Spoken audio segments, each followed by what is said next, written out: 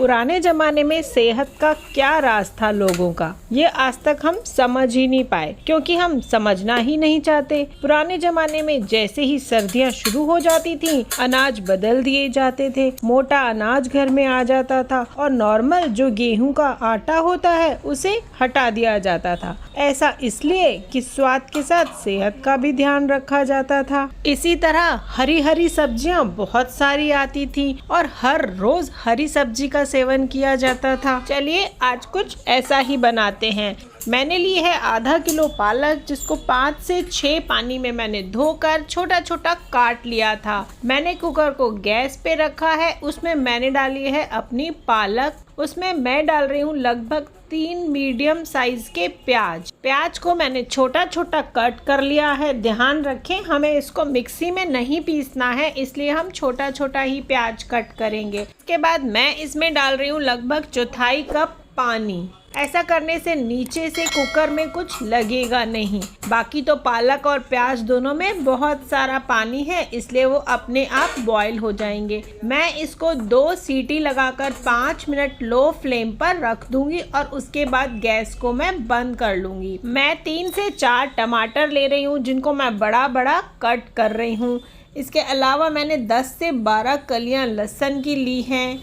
1 inch का टुकड़ा अदरक का ले रही हूँ। 2 हरी मिर्च ले रही हूँ।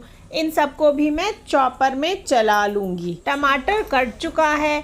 लहसुन और अदरक के साथ ही मैं हरी मिर्च को भी डाल दूँगी। अदरक का भी बड़ा है टुकड़ा, तो मैं इसके भी छोटे छोटे टुकड़े कर लूँगी ताकि चॉपर में ज़्यादा दिक्कत नहीं आए। वैसे तो आप मिक्सी में भी पीस सकते हैं, लेकिन चॉपर में जो दरदरा सा चॉप होता है ना, उसका स्वाद अलग ही आता है इस पालक की सब्जी में। ये मैं सिंधी स्टाइल ऐसी पालक की सब्जी बना रही हूँ।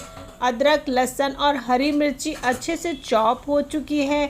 मैं रख रही हूँ एक कढ़ाई, जिसमें मैं डालूंगी थोड़ा सा घी। लगभग 2 टेबलस्पून मैंने घी डाला है और लगभग 1 टेबलस्पून ऑयल भी मैंने ऐड किया है। घी के गरम होते ही हम इसमें चॉप किया हुआ अदरक, लहसुन और हरी मिर्ची डालकर घुमाएंगे। हम इनको अच्छे से सौते करेंगे, लगभग गोल्डन हो जाए तब तक हमें इसको सौते करना है। इसके अलावा मैं चॉपर में ही टमाटर को भी चला लूँगी। मैं हर वीडियो में आपको बोलती हूँ कि खाना बनाते समय अगर हम भगवान का नाम लेते हुए खाना बनाएंगे तो खाना अपने आप स्वादिष्ट बनता है। मेरी मम्मी ने मुझे हमेशा सिखाया है, खाना बनाते समय हम लोग सिंधी लोग ये बोलते हैं, मुंजो हथ तुंजो जस। मतलब इसका ये है कि माता अन्नपूर्णा, मैं इन हाथों से खाना बना रही हूँ, लेकिन स्वाद डालना आपका काम है इसमें। अदरक लहसुन अच्छे से भुन चुके हैं। मैं डाल रही हूँ स्वाद के अनुसार नमक, लगभग 1.5 चम्मच लाल मिर्ची और 1.5 चम्मच धनिया का पाउडर, चुटकी भर हल्दी ऐड कर रही हूँ मैं। ज़्यादा हल्दी इसमें नहीं जाएगी। इसके अलावा मैं इसमें और कोई मसाले नहीं डालूँगी। फिर भी आप देखेंगे कि इसका स्वाद बहुत ही डिलीशियस होगा। मैंने टमाटर भी ऐड कर दिया है। अब हम अच्छे से टमाटर के पानी के सूखने तक इसको भूनेंगे। पालक को भी 2 सीटी लग चुकी है। गैस मैंने बंद कर दी है। अब मैं पालक को भी चेक कर लूँगी, लेकिन पालक को जब तक पूरा का पूरा जो प्रेशर है इसके अंदर वो निकल जाए तभी खोलना है। ये देखिए, कुकर की सीटी में से मैंने हवा चेक करी, निकल चुकी है। अब मैंने कुकर को खोला है। अब इसमें जो पानी है ना कुकर में, वो मैं अलग कर लूँगी और उसके बाद जो पालक और प्याज हमने डाला था ना, उनको मैं चम्मच से अच्छे से मैश करूँगी। एक्चुअली इसको मिक्सी में चला देंगे ना तो स्वाद बिल्कुल अच्छा नहीं आएगा, वो तो पालक पनीर टाइप का लगेगा। लेकिन हम बना रहे हैं ऐसी पालक, इसलिए इसको हमें कुकर में या तो जो जिससे हम कूटते हैं ना, आप उससे भी मैश कर सकती हैं। मैं चम्मच से ही मैश कर रही हूँ। और जो पानी पालक का बचा था ना, उसको फेंकना नहीं है। अभी मैं उससे आपके सामने ही आटा लगाऊंगी। बेसिकली मतलब ये है कि हमें इसको सिर्फ घोटना है। पालक और प्याज अच्छे से मैश हो चुके हैं। आप देख रहे हैं ना, आपस में मिलजुल चुके हैं। अब इस घुटी हुई पालक को हमने जो मसाला तैयार किया है उसमें डाल देंगे। उसके बाद हम पालक के साथ इस मसाले को मिक्स करेंगे और अच्छी तरीके से भूनेंगे। वैसे तो पालक में और बाजरा की रोटी में बहुत सारा घी डलता है, पर मैं हेल्थ कॉन्शियस होने की वजह से दोनों में कम ही घी का इस्तेमाल करूंगी। अगर आप भी हेल्थ कॉन्शियस हैं मेरी तरह, तो आप इसे गिल्ट फील किए बिना अच्छे से एंजॉय कर सकते हैं। पालक अच्छे से भुन चुकी है। मैं इसको ढक्कन लगाकर लगभग 5 से 7 मिनट लो फ्लेम पर रखूंगी। मैंने लिया है 1 कप बाजरे का आटा, थोड़ा सा नमक डाला है और वो जो पालक का पानी बचा था ना, गर्म पानी, उससे मैं गूंद रही हूँ। अगर आप कभी और बाजरे की रोटी बना रहे हैं और आपके पास पानी नहीं है ये वाला, तो आप गर्म पानी से भी आटा गूंद सकते हैं। बाजरे का आटा टोटल ग्लूटेन फ्री होता है। हमारी हेल्थ के बेनिफिट्स बहुत ज़्यादा हैं इसके अंदर।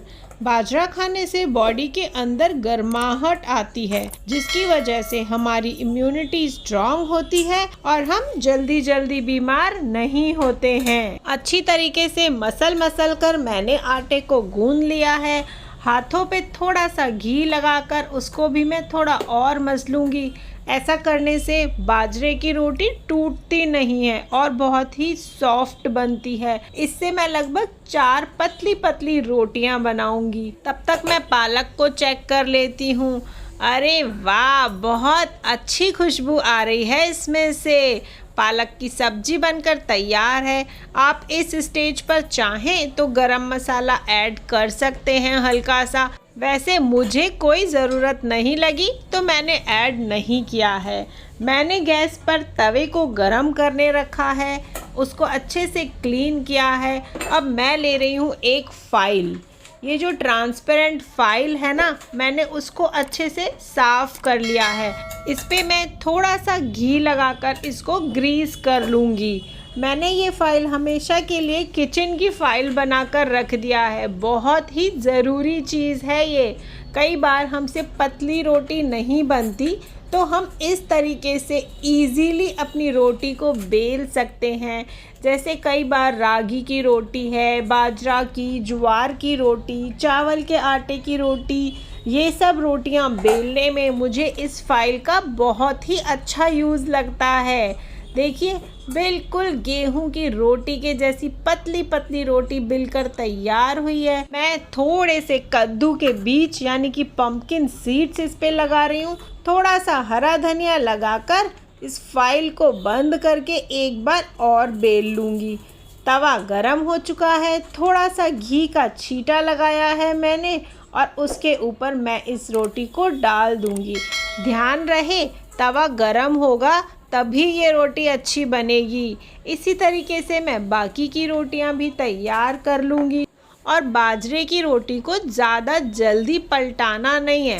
अच्छे तरीके से एक तरफ से वो सेक जाए, हमें उसके बाद ही दूसरी तरफ टर्न करना होता है। मैं जब भी ये रेसिपी घर पर बनाती हूँ ना, तो सब बहुत हैप्पी हो जाते हैं और 2 की जगह 4 रोटी खा जाते हैं। मैंने दूसरी रोटी को भी बेल कर तैयार कर लिया है। इतने में मेरी पहली रोटी सिक चुकी है। अब मैं इसको पलट लूँगी। अब अगर आप चाहें तो पूरी रोटी तवे पर सेक सकते हैं। मैं इसको अब थोड़ा सा गैस पर सेकूँगी।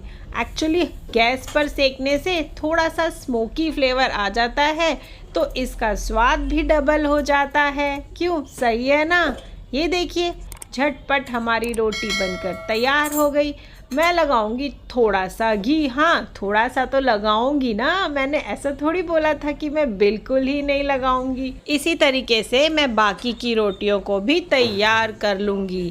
ये देखिए, आपको मेरी ये बाजरा की रोटी और पालक का साग की रेसिपी कैसी लगी, मुझे कमेंट करके ज़रूर बताइए। और अगर अच्छी लगी हो तो अपने फ्रेंड्स के साथ भी शेयर करिए। अगर ये रेसिपी आप YouTube पर देख रहे हैं तो मेरे चैनल को सब्सक्राइब कीजिए।